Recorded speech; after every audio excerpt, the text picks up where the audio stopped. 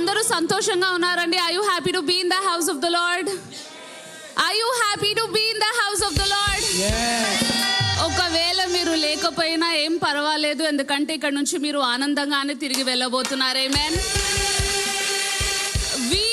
Come to the house of the Lord for many reasons. మనం ఎన్నో రీజన్స్కి దేవుని యొక్క మందిరానికి వస్తాం కదండి. కొంతమంది ఈరోజు దేవుడు నన్ను ఆశీర్వదిస్తాడేమో అని, కొంతమంది దేవుడు ఈరోజు నాకు స్వస్థతనిస్తాడేమో అని వస్తాం. కానీ దేవుడు మాత్రం ఎందుకు వస్తాడంట తెలుసా అండి? ఆయన జీవము, అధిక జీవం ఇవ్వడానికి వస్తాడంట. ఆమేన్. అందరం కలిసి ఒకసారి యేసు నామాన్ని హెచ్చిస్తుండగా ఆ అధిక జీవము మీ పైన డిపాజిట్ అవును గాక నేను ప్రార్థన చేస్తున్నాను. Can you all put our hands together for the name of Jesus? Can we worship his beautiful name? There is none like him. There is none like him. He has come to give you life and life in much abundance. ఆయన మీకు జీవముని మాత్రమే కాదంట, అధిక జీవమునిస్తాడు అంట. మీకు జీవితంలో కొరతైనదంతయు నేను తీరుస్తాను అని వాగ్దానం చేస్తున్నాడు. ఏ లోటైతే ఉందో ఆ లోటుని నేను తీరుస్తాను అని వాగ్దానం చేస్తున్నాడు. నీ కన్నీటిని తుడిచిన నీకు సంతోషమునిస్తాను అని వాగ్దానం చేస్తున్నాడు. Oh my God, there is none like Jesus. Amen.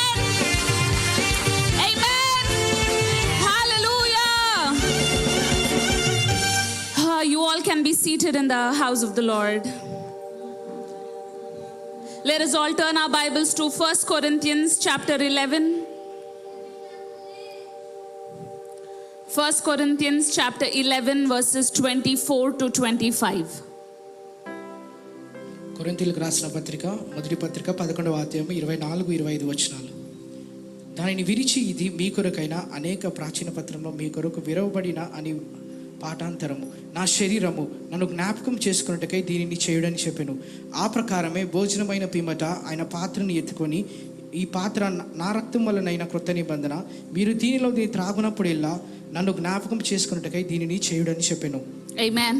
యేసు ప్రభు వారు ఎప్పుడైతే వాళ్ళ శిష్యులతో మాట్లాడుతున్నాడో ఈ రీతిగా అంటున్నాడు, ఎప్పుడైతే మీరు బల్లలో పాల్గొంటారో మీరు ఒక థింగ్ చేయాల్సింది. ఆ థింగ్ ఏంటి అంటే నన్ను జ్ఞాపకము చేసుకోవడం అని అంటాము.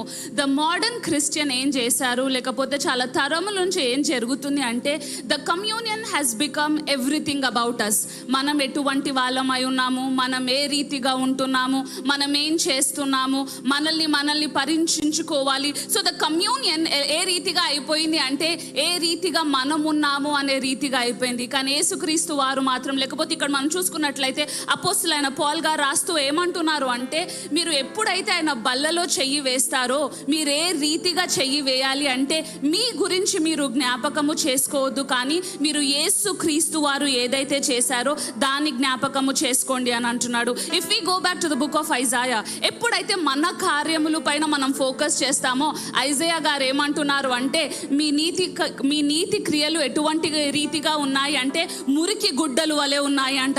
సో మీరు ఎప్పుడైతే బల్లలో పాల్గొంటున్నారో మీరు మీ నీతి క్రియల గురించి మీరు ఆలోచిస్తున్నట్లయితే, నేను ఈ వారం అంతా సరిగ్గా ఉన్నానా, లేకపోతే నేను అన్నీ చేస్తున్నానా లేదని మీరు ఆలోచిస్తున్నట్లయితే మీరు ఏం చేస్తున్నారు అంటే మీరు మురికి గుడ్డ గురించి ఆలోచిస్తున్నారంట. ఆమేన్. మనం ఏం చేస్తున్నామంట, మురికి గుడ్డ గురించి ఆలోచిస్తున్నామంట. అందుకే యేసు ప్రభు వారు ఏమంటున్నారు అంటే every time when you're partaking in the body and the blood, ఎప్పుడైతే మీరు ఆయన బల్లలో పాల్గొంటారో you are never qualified in yourself. మీరు ఎప్పుడు కూడా మీరు చేసిన క్రియల ద్వారా ఆ గొప్ప యాక్సెస్ని మీరు పొందుకోలేరు. అందుకే మీరు ఏం చేయాలి అంటే మీరు నా గురించి ఆలోచించాలి అని అంటున్నాడు. నేను మీ కొరకు చేసిన క్రియ గురించి ఆలోచించండి అని అంటున్నాడు. దేని గురించి ఆలోచించమంటున్నాడు అంటే, when God was prophetically talking about what he's going to do on the cross, మనం అదే చూస్తాం కదండి. ఎప్పుడు ఆయన వాళ్ళ శిష్యులతో మాట్లాడిన నన్ను చంపేస్తారు, దాని తర్వాత 3 దినాల తర్వాత నేను తిరిగి లేస్తాను అని అంటున్నాడు. సో యేసు ప్రభు వారు ఏమంటున్నారు, లేకపోతే ఇక్కడ అపోస్తలుడైన పౌలు గారు ఏమంటున్నారు అంటే ఎప్పుడైతే మీరు బల్లలో చెయ్యి వేస్తున్నారో మీరు ఏం చేయాలి అంటే నేను సిలువలో మీ కొరకు చేసిన కార్యమును మీరు గుర్తు చేసుకోవాలి అని అంటున్నాడు.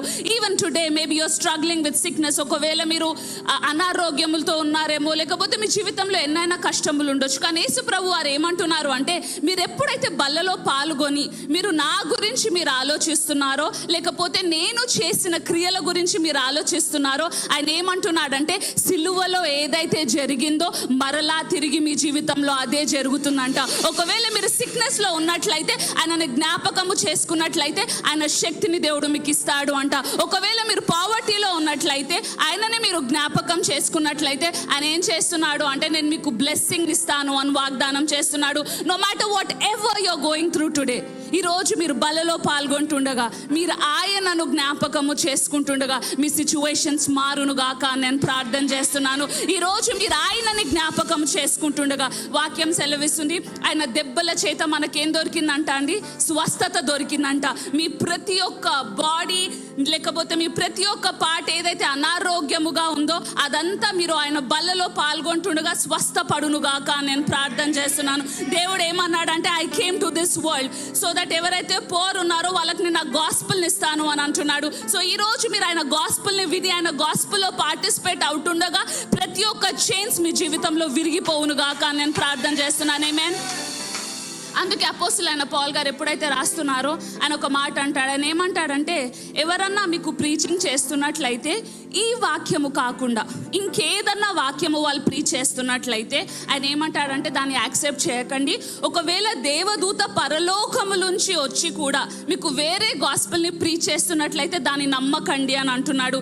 ఎందుకు అంటే there is no power in an angel, there is no power in a man. కేవలము శక్తి ఎక్కడ దాగి ఉందంటే సిలువలో దాగుంది అని వాక్యం సెలవిస్తుంది.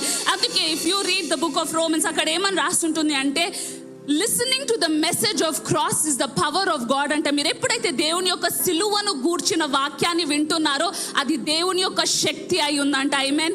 Even as you are listening to the word right now, ఇప్పుడు మీరు ఆయన వాక్యాన్ని వింటుండగా కూడా ఏం జరుగుతుందంట తెలుసా?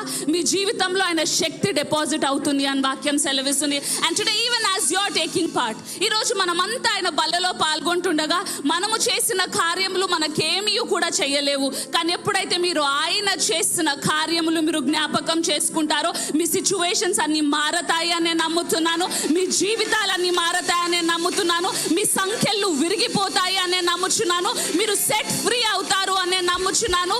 నూతనమైన లైఫ్ దేవుడు మీ లోపల డిపాజిట్ చేస్తున్నాడు అని నమ్ముచున్నాను. ఆమేన్.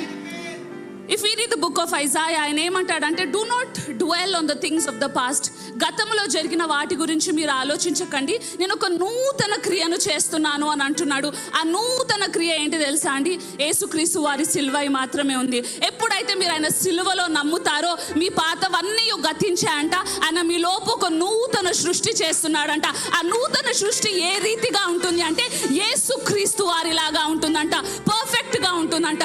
అందుకే యేసుక్రీస్తు వారు ఏమంటున్నారంటే ఈవెన్ పాల్ సేస్ దట్ పాపము ఎరుగని ఆయన అంట మీ పాపములు తీసుకొని నీతి ఎరగని మనముకు నీతినిచ్చాడు అంట.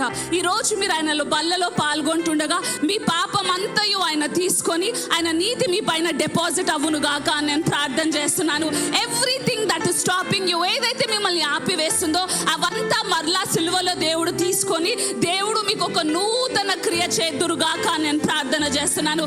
ఎవ్రీథింగ్ ఆఫ్ ద పాస్ట్ ఏదైతే ఇప్పటి వరకు జరిగిందో అదంతా గతములో వెళ్ళిపోయి దేవుడు ఒక నూతన క్రియేషన్ ని ఈ రోజు మీ లోపు చేయాలి అని నేను ప్రార్థన చేస్తున్నాను. ఆమేన్.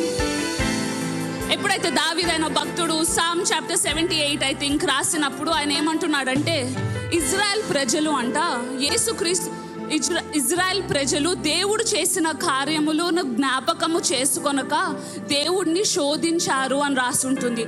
ఎప్పుడైతే మనము ఆయన చేసిన క్రియలను మనం జ్ఞాపకం చేసుకోవట్లేదో మనం దేవుడిని టెస్ట్ చేస్తున్నామంట. యేసుక్రీస్తు వారు సిలువలో మీ కొరకు చేసిన గొప్ప కార్యముని ఒకవేళ మీరు రిమెంబర్ చేసుకున్నట్లయితే మీరు ఎటువంటి సిచ్యువేషన్స్లో ఉన్నారో అటువంటి సిచ్యువేషన్స్లోనే ఉండిపోతారు. అందుకని అపోస్తలుడైన పౌలు గారు అంటున్నారు do not take part in the communion in an unworthy manner. మీరు వివేచన లేకుండా దీంట్లో పాల్గొనకండి. అందుకే ఎంతో మంది ఇంకా మృతులలో ఉన్నారు, ఎంతో మంది బలహీనముగా ఉన్నారు, ఇంకా ఎంతో మంది సాడ్గా ఉన్నారు. ఎందుకంటే వాళ్ళకి వివేచన లేదంట వాళ్ళు దేంట్లో పాల్గొంటున్నారు అని. కానీ ఈరోజు ఒకవేళ మీకు యేసుక్రీస్తు వారి సిలువ గురించి వివేచన ఉన్నట్లయితే మీరు బలహీనముగా ఉండరు అని నేను నమ్ముచున్నాను. మీరు మృతుల లిస్టులో మీరు ఉండరు అని నేను నమ్ముచున్నాను. ఆయన మీ కొరకు చేసిన ప్రతి ఒక్క మంచిది మీ జీవితంలో యాడ్ అవునుగాక నేను ప్రార్థన చేస్తున్నాను. Amen. Even as you're taking part in his body and his blood, ఆయన శరీరంలో మీరు పాల్గొంటుండగా may they be a divine exchange that happened in the cross. సిలువలో ఎటువంటి ఎక్స్చేంజ్ అయితే అయ్యిందో అది ఈ రోజు మరలా మీ జీవితంలో జరుగునుగాక నేను ప్రార్థన చేస్తున్నాను. ఆమేన్. Are you ready to take part in the communion?